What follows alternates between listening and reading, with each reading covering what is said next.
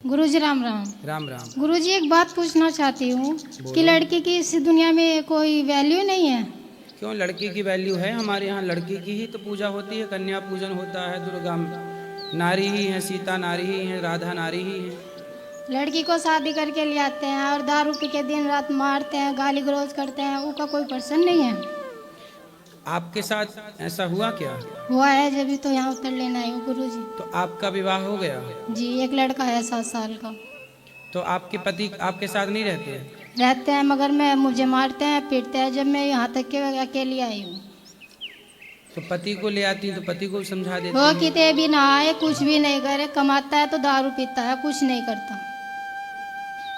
कमाता है तो दारू पी जाता है। हाँ, सब समझा लिए, धाक लिए। क्या कमाता है, कितना कमा लेता है? कुछ 200-300 जितनी भी कमाता है तो कहते हैं कमा ले, तो वो ही दारू में उड़ा देता है, मारता है, कहता है रंडी तू राह से निकल के चली जा। देखो, वो व्यक्ति कुसंग में पड़ करके बर्बाद हो गए हैं।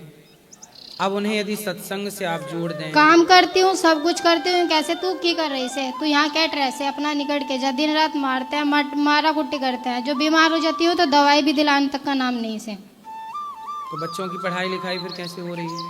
मेहनत करती हूँ तो बच्चे को पढ़ाती हूँ। आप खुद काम करती जी। हो? तो और आप काम करती हूँ, जो काम करती थी उसे भी बेघर कर दी।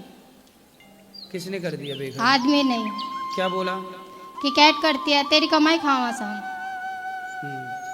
पति को हमारे पास ले आना, समझा के ठीक किया जा सकता है, बिगड़े को उसे सुधार। सब समझा लिए, उसका कोई पर्सन दारू पीता है, दिन रात छुट्टी की पीता है, 1 मिनट भी नहीं उतरने देता है। कहता है तू दारू पिलाती है, कि और जाती है आदमी ने दारू पिलाती है। इसलिए तो हम कह रहे हैं कि दारू ही बंद हो जानी चाहिए। दारू से मैं इतनी दुखी हूँ, 9 साल हो गए, एक दिन का भी सुक्का टुक नहीं देखा। तो शादी के पहले आपको पता नहीं था कि नहीं दारू पता था, ये पता होता तो ये काम नहीं ना करती। फिर आप बताओ, अब क्या समाधान, आपने क्या सोचा आगे का? ये सोचा है कि दुनिया में खुद अपने पगार पे खड़ी होना सोचा है। सही है। अपना सेल्फ बनो और अपना काम करके अपने बच्चों का पालन पोषण करके। बच्चा भी नहीं, बच्चा भी कहते हैं तू कट से लाई से, बच्चा तो मारा से, तेरा थोड़ा ही है। बच्चे को भी ना दें, कैसे तू तो मार देगी। कोई बात नहीं, वो तो देखो, शराब पी के आदमी क्या बोलता है उसे खुद नहीं पता होता। लेकिन आप समझदार हो, बच्चे को पढ़ा लिखा के अच्छे संस्कार देना, ताकि ये गलती की पुनरावृत्ति ना उसे हो। सब समझा लिए, कुछ ऐसा हल बताइए जो कर सका। मैं बहुत दूर से आई हूँ, बहुत दुख पा के आई हूँ। मैं पता नहीं था, पूछती पूछती उरे तक आई हूँ, क्योंकि ये ऑल इंडिया देखता है कि मेरा जो सवाल से मैं आप सबके सामने कर रही हूँ, कोई मैं लुक के नहीं कर रही। मगर ये है कि दुनिया में दारू पी के आदमी औरत ने क्यों गलत समझता है। चूंकि खुद गलत होता है ना, जो व्यक्ति स्वयं गलत है वो दूसरों को गलत समझ लेता है। वो सही होता तो आपको। कितनी औरत सही होके चले, औरत की क्या गलती निकलती है, इस चीज का उत्तर नहीं पाना चाहती हूँ। नहीं, औरत देखो, कई स्थानों पर पुरुष गलत होता है।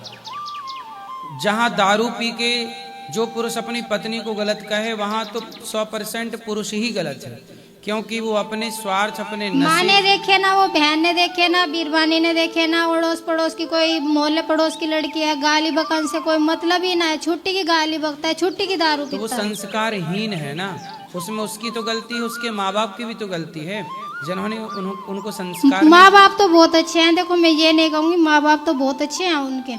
तो माँ बाप भी दुखी हैं, बहनें भी दुखी हैं, सब दुखी है। जब जाके मैं इस मंजिल तक क्या आई दारू हूँ। पीना कहाँ से सीख गया? ये दारू पीना शुरू से ही पीता था, ये बताया नहीं, किसी ने कंट्रोल नहीं किया। फिर तो माँ बाप जब दारू पीता था तो क्यों नहीं बहुत कंट्रोल? मारा से, मेरे ससुराल ने भी घना ही मारा से, मगर माना नहीं से, मगर अब लिमिट क्रॉस कर दी उसने। तो अब आप बताओ, हम क्या सेवा करें आपकी? मैं बस इसी चीज को उत्तर लेना आई थी कि कोई हल हो तो बता दीजिए। हल है, कुछ दवाइयाँ होती हैं जो उन्हें यदि दे दी जाएं तो कुछ नशा कम होता है। तो कुछ दवाइयाँ होती हैं, तो वो अभी आप ऊपर मंदिर में मिलिएगा तो वो दवाई का हम एड्रेस दे देंगे, तो आप वो दवाई लेके उनको खिलाएं। ये भी प्रैक्टिकल करके देख सकते हैं, भगवान चाहे। ठीक है गुरुजी, मैं बहुत आज से आई हूँ आपके पास। ठीक है। राधे राधे गुरुजी। जी। गुरुजी, मैं लखनऊ से आई हूँ, मैं रेणु श्रीवास्तव। मैं रोज़ टीवी पे आपकी भागवत सुनती हूँ डेली। मुझे बहुत इच्छा थी कि मैं आकर के यहाँ भी भागवत सुनूं, और इच्छा आज मुझे पूरी हो गई। मैं बता नहीं सकती हूँ मैं कितना खुश हूँ। गुरुजी, मुझे बस एक चीज़ पूछना है, आपसे कहना है, विनती करना है। मेरे 2 बच्चे हैं, बच्चे अच्छे हैं, पढ़ने में भी अच्छे हैं। एक इंटर पास किया है, वो मतलब उसको इच्छा है कि सीए बने। गुरुजी आशीर्वाद दीजिए कि उस अपने मंजिल पकड़ ले, और बेटी की भी अच्छी शादी हो। गुरुजी बहुत पैसे वाले तो नहीं हैं, लेकिन प्रभु के चरणों में मेरी बहुत असीम लगन है, और मेरी बस सब कुछ मैंने उन्हीं पे सौंप दिया है। गुरुजी बस यही अरमान है। चिंता ना करिए, भगवान सब ठीक करेंगे। प्रणाम गुरुजी, राधे राधे। खुश रहिए, खुश रहिए। महाराज जी प्रणाम। राधे राधे। राधे राधे। महाराज जी, मैं मुरैना से आया हूँ, एमपी मध्य प्रदेश से, और मैं आर्मी से रिटायर हूँ। मैं आपका बड़ा भक्त हूँ,